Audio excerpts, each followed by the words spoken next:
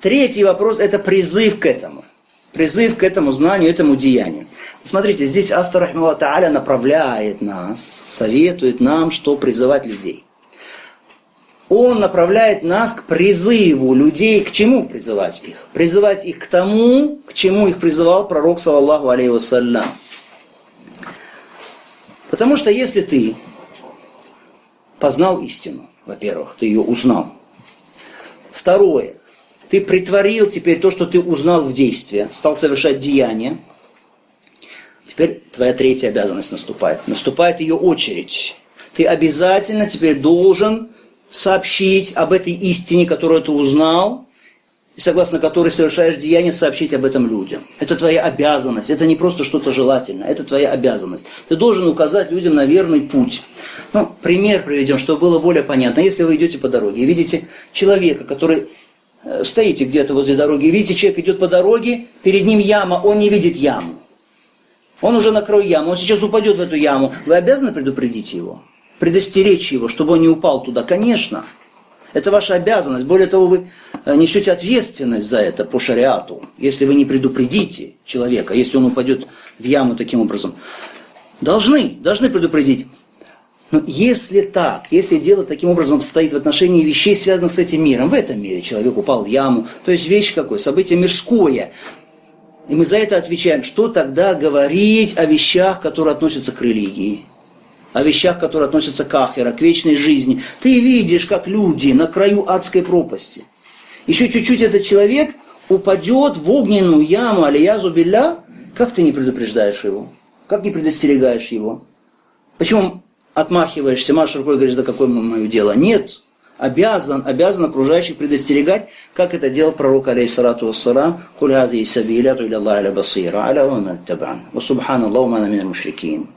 Скажи, о Мухаммад, это говорит Аллах субхану ва в Коране, обращаясь к Мухаммаду, саллаллаху алейхи, скажи, о Мухаммад, это мой путь.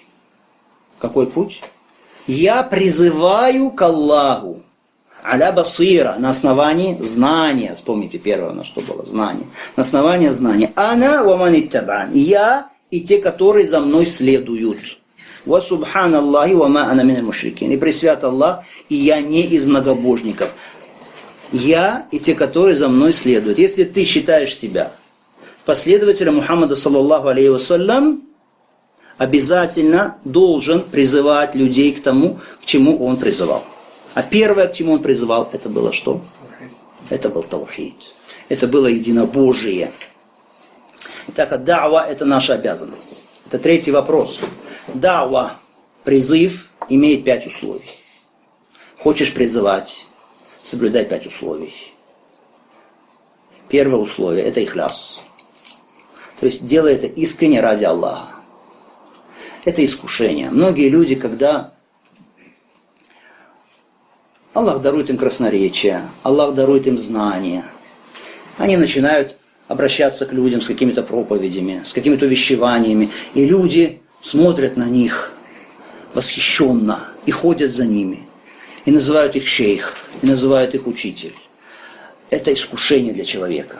Человеку начинает нравиться, что на него обращают внимание, что за ним ходят, что к нему особый почет. И человек сам не замечает, как его призыв, это уже не призыв к Аллаху, это уже призыв к самому себе. Он призывает людей сейчас не к Аллаху субхану ва тааля, не к тому, чтобы они шли к Аллаху, а призывает к уважению в себе на самом деле, к вниманию его особе. Поэтому очень важно ихляс, искренне, призываешь к Аллаху делать только ради Аллаха. Это твой призыв. Это первое, самое главное условие, без которого твой призыв не будет принят Аллахом субхану ва тааля. Первое. Второе условие призыва. Ты должен знать, кого призываешь. Состояние человека, которого призываешь. Потому что люди не одинаковые. Они находятся на разном уровне и религиозности, и знания. Они разную имеют психологию. Они живут в разных местах, имеют разную ментальность и так далее. Ты должен знать, кого призываешь, что для него сейчас первостепенно и так далее. Это второе условие. Третье условие – это то, о чем мы сейчас говорили. басира, религиозное знание. Без знания не призывай. То есть, если ты какой-то вопрос религиозный не знаешь хорошо, не понимаешь его как следует, тогда воздержись от призыва. Когда ты поймешь его, тогда и будешь призывать. Здесь некоторые люди ошибаются и просишь его, например, научить кого-то читать по-арабски, читать Коран. Он говорит, кто я такой, что я буду сейчас учить людей, я еще сам не стал ученым, я еще не алим, я еще не... Аллаху акбар.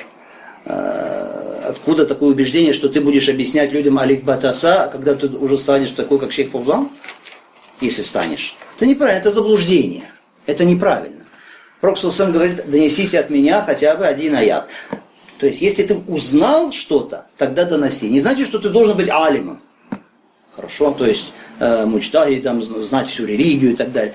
Этот вопрос ты узнал, как мы сказали, знание, потом деяние, обязан доносить до людей. Хорошо? Вот что значит на основе знания.